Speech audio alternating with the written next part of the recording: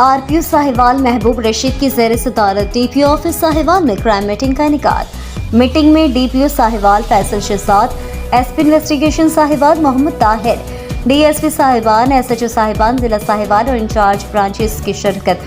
RPO Sahiwal महबूब रशीद ने DPO Sahiwal Faisal Shahzad के हमरा inspector general of police Punjab doctor Usman Anwar के विजन के मुताबिक SDPOs और SHOs की फर्दन कारकर्दगी का जायजा लिया।